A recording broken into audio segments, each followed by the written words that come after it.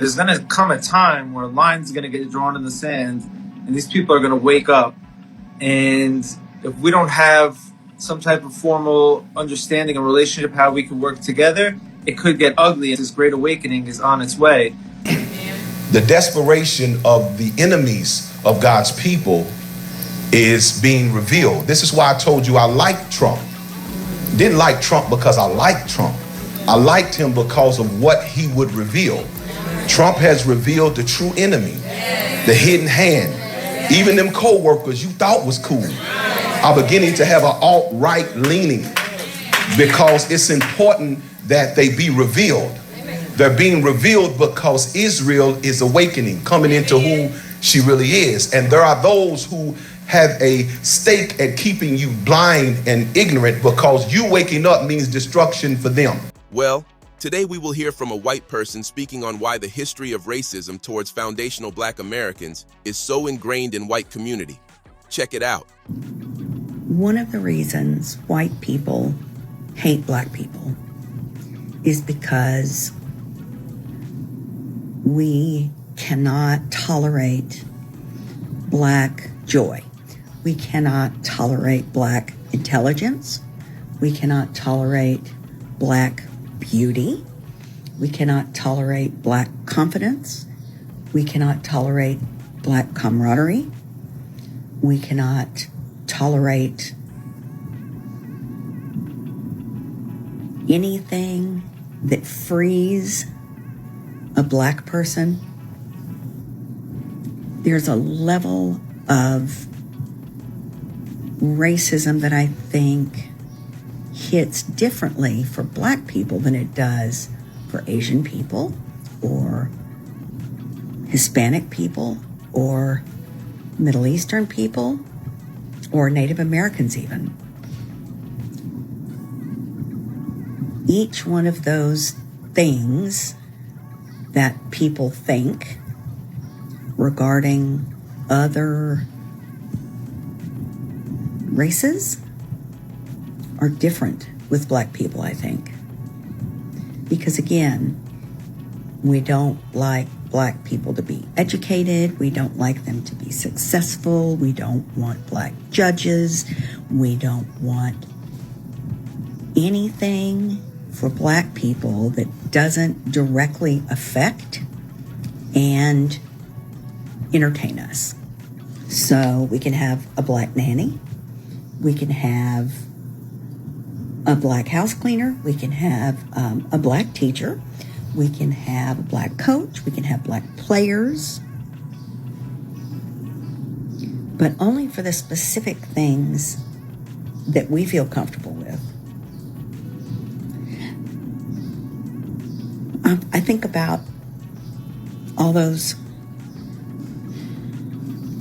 sweet children that have been killed, murdered, when they go out with their white friends. And I think that as much as the trauma of slavery comes down through the DNA, I think also the cruelty of slavery, the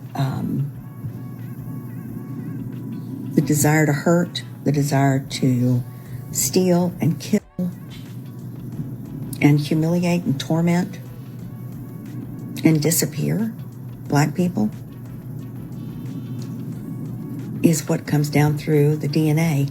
I think when you do something like that for long enough and you pass it down for the many years that slavery and enslaved people were in chains,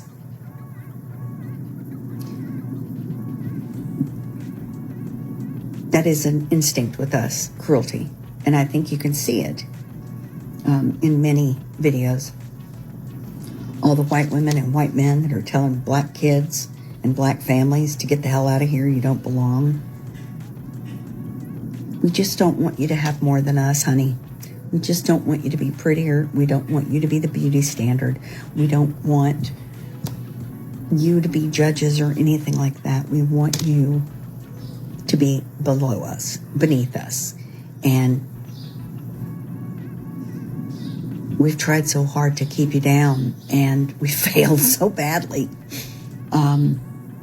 Because like Maya Angelou said, still you rise. We may hate you, we may beat you, we may do those things, and it makes us crazy that you keep coming back and getting better. We can't stand it. I don't know why that is. Since the 1970s, many social, political, economic, and demographic changes have reshaped America.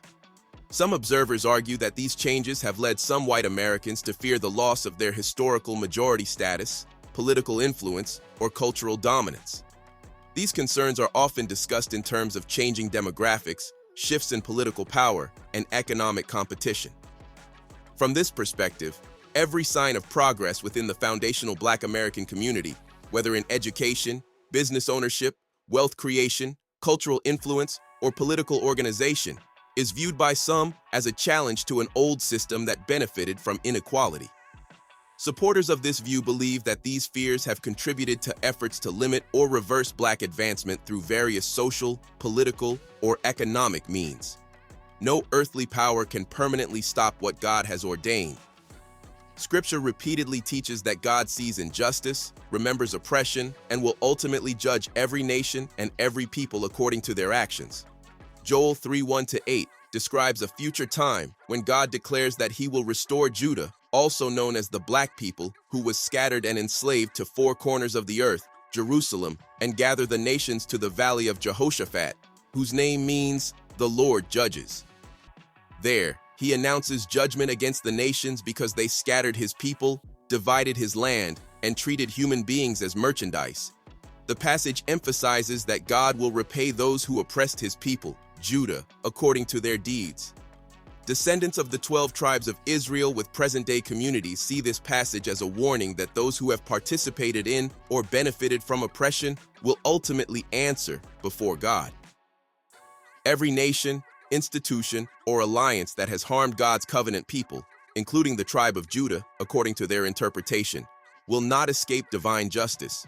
Scripture consistently portrays God as judging individuals and nations for oppression, violence, injustice, exploitation, and pride. No empire has lasted forever, and no system built on injustice has escaped accountability.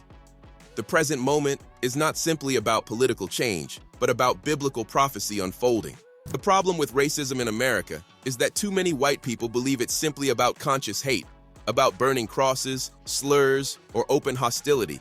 But racism is much bigger, much deeper, and far more deceptive than that. Racism is not just a personal attitude, it's a system. A complex network of social, political, and economic levers and pulleys set up generations ago to keep working on behalf of white people, whether they're aware of it or not. This system operates like an autopilot of inequality. It doesn't need a racist person to function, it just needs the system to stay in place. Schools that favor certain zip codes, job markets that overlook certain names, police systems that criminalize certain skin tones, and court systems that excuse certain crimes. Racism is an insidious cultural disease. It doesn't care if you're a white person who claims to love Black people. It will still find a way to infect how you see, judge, and treat people who don't look like you. It shows up in policies, in hiring decisions, in zoning laws, in neighborhood watch calls, and even in the quiet silence of those who claim neutrality while standing inside unjust systems. Yes, racism often looks like hate, but hate is just one symptom. It also looks like privilege, unearned advantages that white people inherit simply by existing in a world designed for them. It looks like access, the ability to move freely through systems that block others.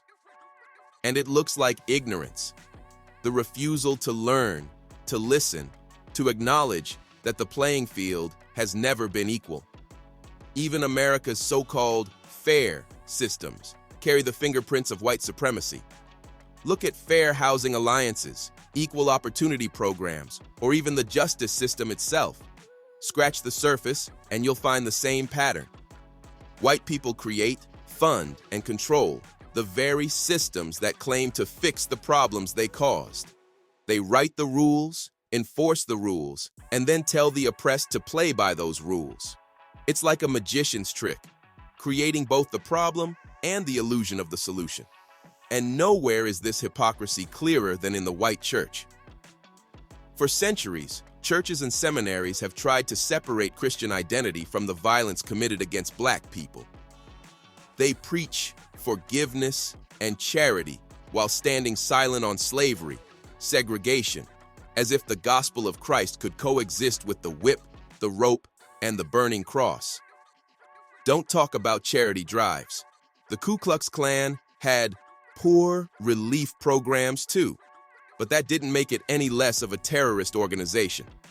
Church records from Klan meetings show dues, elections, and even charity work, all while spreading terror among black families.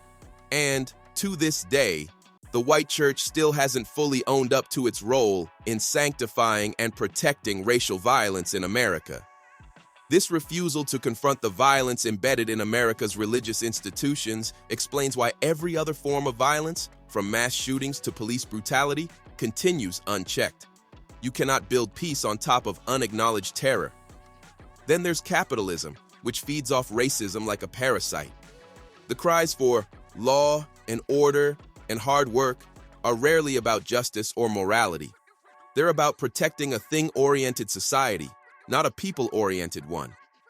Capitalism turns human beings into profit margins and labor tools, dehumanizing those at the bottom, who, conveniently, are overwhelmingly black people.